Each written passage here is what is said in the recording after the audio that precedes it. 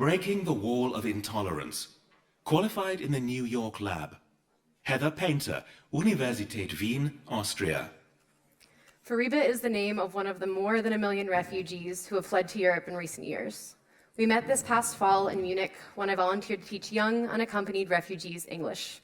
Although I was just her tutor at first, we quickly became friends, swapping stories of our pasts and sharing hopes and dreams for our futures. And we're so close today. Fariba is just one of the reasons why the increasingly palpable intolerance targeting refugees worries me personally. Politicians and parties from Germany's AfD to Austria's FPO, and even the US's Donald Trump have advocated for the construction of both metaphorical and, in Trump's case, quite literal walls to shut migrants out. Last year, Germany witnessed a 5-fold increase on attacks on refugee shelters. The problem is clear. Now, thinking about where this intolerance comes from, research indicates that perhaps it comes from what people think of when they hear that word refugee, whether that be the New Year's attacks on women in Cologne, the Paris and Brussels bombings. But for me personally, when I hear the word refugee, I am able to think of my friend Fariba.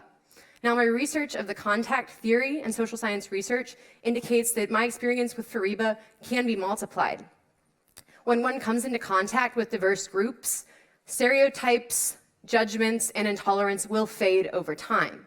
Now, let's keep that in mind and let's look at another focal point of the refugee debate: integration. Now, luckily, science has already indicated that employment and language acquisition are the two key factors to improve refugee integration within a society. Imagine if refugees had a local that they could practice speaking the language with, or who could help them navigate through difficult and complicated job searches.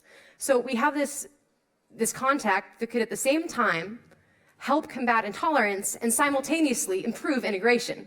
But from working with Fariba and surveying other refugees, I know that these opportunities for contact, there are just not enough of them.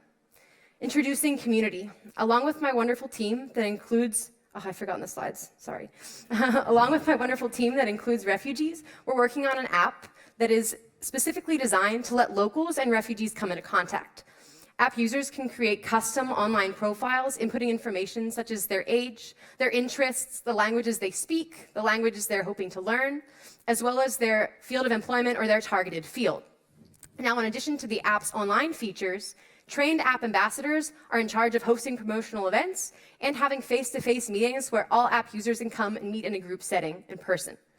The app is set to appear in English, Arabic, and German, initially in Austria and Germany with the hopes of expansion. So how about instead of building them, we let the app community tear down the walls of intolerance and leave budding friendships like Fariba and mine in their place. How are you going to vet transactional refugees who actually have other agendas other than looking for tolerance and social integration? It's an app, so people could actually prey on the innocent. How are you going to tackle that?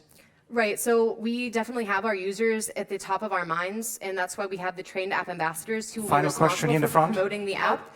And that's why we will also have in-person events where people can meet face-to-face. But that's the danger. Thank you very much. Thank you.